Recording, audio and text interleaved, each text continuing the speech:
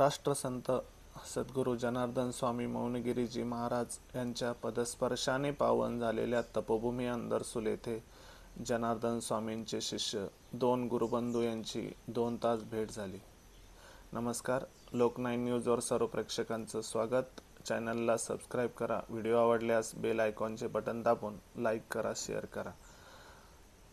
साधू संत येती घरा तोच दिवाळी दसरा याप्रमाणे आज तपोभूमी अंदरसूल येथे श्री श्री 1008 महामंडलेश्वर स्वामी शांतिगिरीजी महाराज व श्री श्री 1008 महामंडलेश्वर स्वामी परमानंदगिरीजी महाराज या 2 गुरुबंधूंची 2 तास दीपावली सणाच्या महापर्वावर भेट झाली. यावेळी भविष्याच्या नियोजनाबद्दल चर्चा झाली. यानंतर तपोभूमी येथे परिसरातील झालेली सुधारणा, मंदिरे, घाट येथे प्रत्यक्ष भेटी देऊन झालेला कायापालट याची पाहणी केली. ध्यान मंदिर येथे आरती ओवाळत नागेश्वर महादेव मंदिराच्या पिंडीवर अभिषेक केला. यावेळी भाविक मोठ्या संख्येने उपस्थित होते.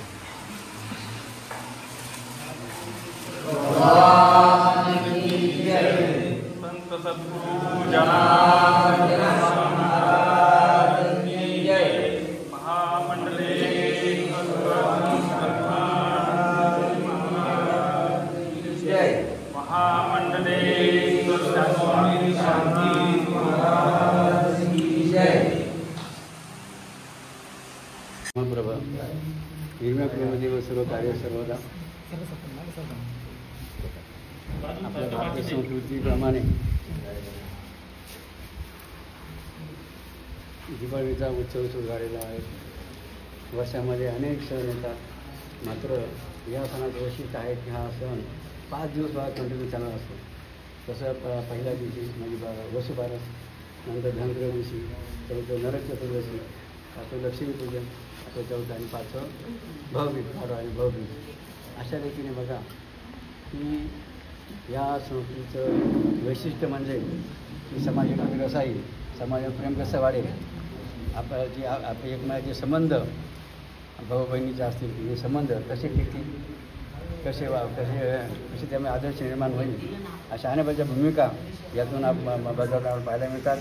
आम्ही म्हणून त्या दृष्टिकोनातून आज सर्व भारतीयांना आणि विशेष म्हणजे आज आपण सर्वजण तपोभूमीला आहोत.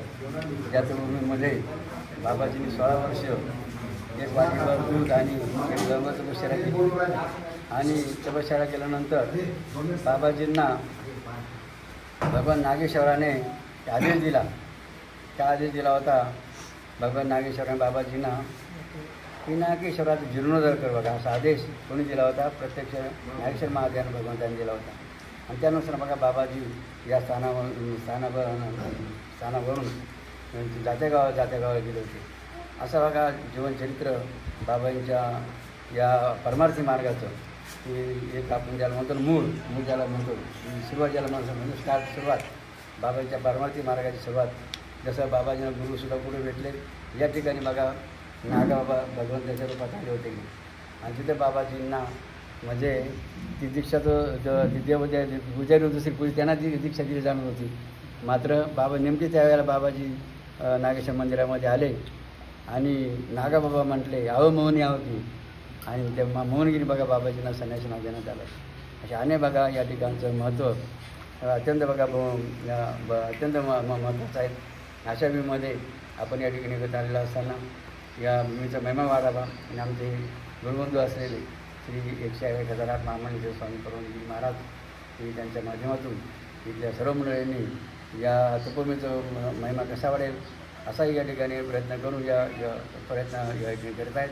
म्हणून तिथं जे सहयोग करतात आणि परवानगी माध्यमातून इथले सर्व कार्य चालवतात.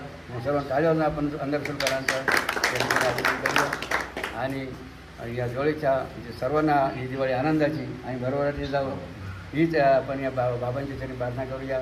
जय बाबाजी, जय नागेश्वर. दिवाळी दसरा संता संगे असं नेहमी बाबाजी म्हणायचे. दिवाळीचा सण मोठा नाही आनंदाला तोटा. किंवा संत म्हणतात की आम्हा घरी नित्य दिवाळी दसरा नित्य. वर्षभर चालणारा. का चालतो तर जसं आत्ताच सांगितलं की हा सर्वात मोठा सण आहे. 4-5 दिवस चालतो असा कोणताही मोठा सण नाही. आणि या सणाच्या निमित्तानं विशेष करून पाडव्याची गुढी, आनंदाची घडी, दिवाळी, दसरा, संता संगे एक दिवाळीच्या निमित्तानं आपल्या सर्वांचे परिचयाचे महामंडलेश्वर स्वामी शांतिगिरीजी महाराज या ठिकाणी एक दिवाळीचं निमित्त. आणि दिवाळीला नवीन काहीतरी सुरू करायचं असतं. काही वर्ष जे आहे तर जानेवारीपासून सुरू होतात. ती पाश्चात्य संस्कृती आहे. आपली भारतीय संस्कृती ती जी आहे तर गुढीपाडव्यापासून आणि दिवाळीपासून. तर अशा प्रकारे नवीन काहीतरी कार्य करावं. जवळजवळ इथं येऊन ते 1-1.5 तास या ठिकाणी चर्चा चालू होती की जसं चर्चांती असं थोडंसं निघालं की बाबाजींचे अनेक आश्रम आहे. त्या आश्रमाचा विकास तर झालाच पाहिजे. परंतु त्यातल्या त्यात जसं जन्मभूमी आहे बाबाजींची एक आहे आणि एकच राहील, तशी तपोभूमी आहे एक आहे आणि एकच राहील, तशी समाधीभूमी आहे ती एक आहे आणि एकच राहतील.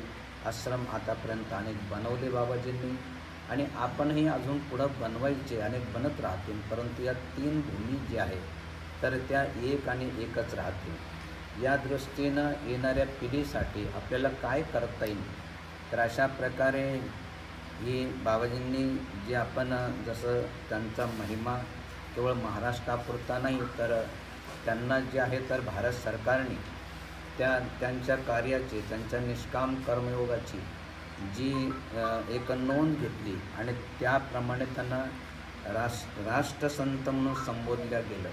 तर अशा प्रकारे त्यांचं कार्य राष्ट्रापर्यंत नाही जगाच्या कानाकोपऱ्यात तर कमीत कमी आपल्या भारतवर्षामध्ये तरी ते गेलं पाहिजे. आणि या दृष्टीनं ते प्रत्येकानं आपण कार्याला लागलं पाहिजे. त्याच्यासाठी काय काय करता येईल तर या दृष्टीनं थोडीशी चर्चा झाली. त्या दृष्टीनं जे आहे तर जसं आत्ता जे आहे तर आपले गुरुबंधू तर दत्तगिरीजी महाराज तर अशा प्रकारे त्यांची सोडशी झाली. सोडशीच्या निमित्तानं सर्वच गुरुबंधू आणि साधू संत त्या ठिकाणी आले होते. ते सर्व दृश्य बघितल्यानंतर आमच्या मनामध्ये एक आनंद वाटला की असंच जर सर्व गुरुबंधू एकत्र आले आणि नेहमी एक कार्य जर आरंभलं तर खूप कार्य जे आहे बाबाजींचं चांगलं कार्य आपल्या भारत देशामध्ये होऊ शकेल.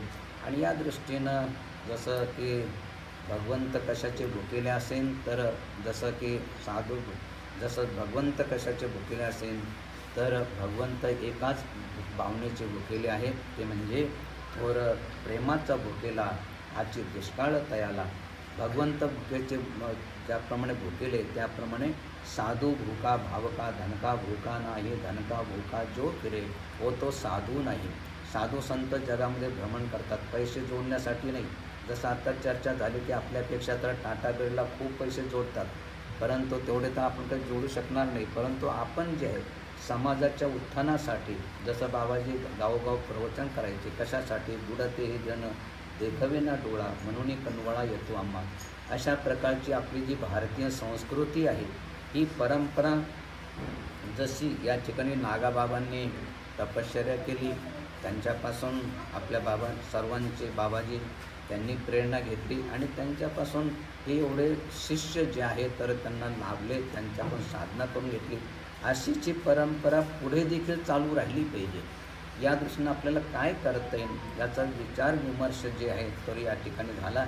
आणि अशा प्रकारे साधू संतांमध्ये आपल्या गुरुबंधूमध्ये प्रेम कसं निर्माण होईल, विश्वास कसा निर्माण होईल आणि सर्व मिळून जे आहे तर कसं चांगलं कार्य आपल्याला भारतवर्षापर्यंत नेता येईल या दृष्टीनं थोडासा विचार विमर्श हा नेहमी झाला पाहिजे. आणि या दृष्टीनं त्यांची एक तळमळ, आमची एक तळमळ की जी अनुभवाला आली की काहीतरी आपलं थोडासा जे प्रेम जे आहे तर ते वाढवलं पाहिजे, येणं जाणं वाढवलं पाहिजे की जेणेकरून समजा कधी कोणीतरी गैरसमज कोणाबद्दल तरी करून देतं, तो गैरसमज कुठंतरी मिटला पाहिजे.